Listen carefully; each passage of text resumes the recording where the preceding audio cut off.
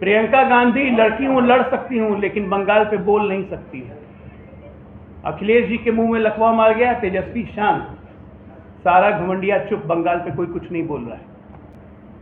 क्रूरता बानो, क्या Kim Jong से कुछ सबक उबक ले ली है क्या कि अपनी जनता को इसी तरह से बुलडोज करती रहेंगी? तुष्टीकरण की पराकाष्ठा की राजनीति कर रही हैं वो, जिसके कारण मानव तो पूरी मानव जाति, पुरुष तो छोड़ दीजिए, महिला भी नहीं बच रही है। ममता दी उर्फ क्रूरता दी, आपसे शासन नहीं संभल रहा है। और तुष्टीकरण की राजनीति, बांग्लादेशियों की राजनीति, बांग्लादेशी मुसलमानों की राजनीति करके आप इस देश में अव्यवस्था फैला रही हैं। पोस्ट ग्रेजुएट मेडिकल स्टूडेंट जो रात में ड्यूटी कर रही है सरकारी अस्पताल में, जहां गरीब के बच्चे जाते हैं अपनी डिलीवरी करवाने, गरीब माताएं जाती हैं अपने इलाज करवाने, वो रात को बंगाल में सुरक्षित नहीं है। उसके न सिर्फ रेप किया जाता है बल्कि उसकी हत्या कर दी जाती है। उत्तर प्रदेश में हमने सुना था भतीजा और बुआ की जोड़ी थी। यहाँ बिहार में भी एक बुआ है तेजस्वी जी की।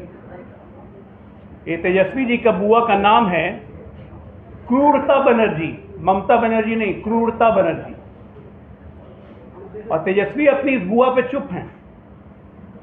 राहुल गांधी जो खटाखट खटाखट खटाखट 1-1 लाख रुपया दे रहे थे, 4 दिन के बाद बुआ पे उनको बोलने की सूझी। प्रियंका गांधी लड़की हूं, लड़ सकती हूं, लेकिन बंगाल पे बोल नहीं सकती है। अखिलेश जी के मुंह में लकवा मार गया, तेजस्वी शांत, सारा घमंडिया चुप, बंगाल पे कोई कुछ नहीं बोल रहा है। बंगाल पे हमारी चिंता इसलिए भी है क्योंकि न सिर्फ वहां के लोग इस देश के नागरिक हैं, बल्कि जो बांग्लादेश में हो रहा है उससे वहां के लोग उद्वेलित भी हैं, परेशान भी हैं। और मत भूलिए कि इसी बिहार के 1 करोड़ से ज्यादा लोग पश्चिम बंगाल में रह रहे हैं। कितनी घृणित बात है ये कि एक पोस्ट ग्रेजुएट मेडिकल स्टूडेंट जो रात में ड्यूटी कर रही है सरकारी अस्पताल में, जहां गरीब के बच्चे जाते हैं अपनी डिलीवरी करवाने, गरीब माताएं जाती हैं अपने इलाज करवाने, वो रात को बंगाल में सुरक्षित नहीं है। उसके न सिर्फ रेप किया जाता है बल्कि उसकी हत्या कर दी जाती है। और अगले दिन सुबह में माँ बाप को बताया जाता है कि आपकी बेटी ने आत्महत्या कर लिया। 3 घंटे तक माँ बाप को शव नहीं देखने दिया जाता है। और शव मिलता है जब, तो शव के दोनों पैर 90 डिग्री पे थे। इसका क्या मतलब हुआ कि कितनी निर्ममता से हत्या की गई होगी। पोस्टमार्टम की रिपोर्ट में आता है कि सीमेन का लोड बहुत ज़्यादा था, वीर्य बहुत ज़्यादा था, लेकिन फॉरेंसिक एग्जामिनेशन नहीं की जाती है कि वीर्य एक ही आदमी का था कि कितने आदमी का था। पुलिस लगातार एविडेंस को हटाए जाती है। 12 घंटे तक क्रूरता बुआ कोई मुंह नहीं खोलती है। 13 घंटे के बाद बोलती है कि 7 दिन में पुलिस नहीं पकड़ पाई तो मैं सीबीआई को दे दूंगी। माननीय कलकत्ता उच्च न्यायालय ने मामले की संगीनता को देखते हुए पश्चिम बंगाल एडमिनिस्ट्रेशन को सीधा धत्ता बताया और कहा कि पुलिस की निष्पक्षता पे हमें भरोसा नहीं कर सकते, मामला सीबीआई को दो। ठीक है, मामला सीबीआई को गया, सीबीआई जांच शुरू करती है। अब देखिए क्रूरता बानों का और नंगा खेल कि जब सीबीआई में चला गया, पुलिस के हाथ से बात निकल गई और आरजी कार मेडिकल कॉलेज में, उस अस्पताल में सबूत हो सकते हैं एविडेंस साइट पर, तो रात को 15 अगस्त की रात को 14 अगस्त की रात 12 साढ़े 12 बजे 5000 की भीड़ मेडिकल कॉलेज अस्पताल पे ही हमला कर देती है। ये इतिहास में आज तक कहीं नहीं हुआ है, ये बंगाल में ही हुआ है। पूरे मेडिकल कॉलेज में तोड़फोड़,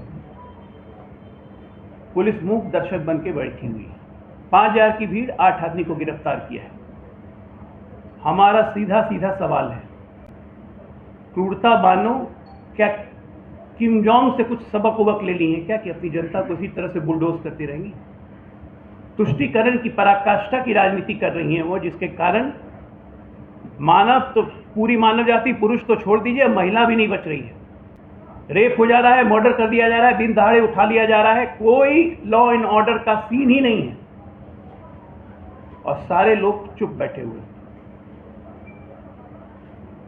ये बहुत चिंता का विषय है कि एक राज्य में इस तरह हो रहा है तो उस राज्य से दूसरा राज्य अछूता नहीं है।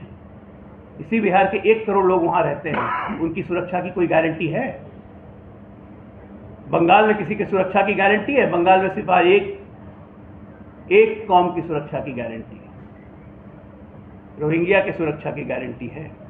भारतीयों की गारंटी नहीं है। आप कन्विक्शन रेट देखिए, मैं अपने से नहीं बता रहा हूँ, एनसीआरबी का डेटा निकाल लीजिए आप लोग और बंगाल का कन्विक्शन रेट देखिए, देश में सबसे कम है 2.3%।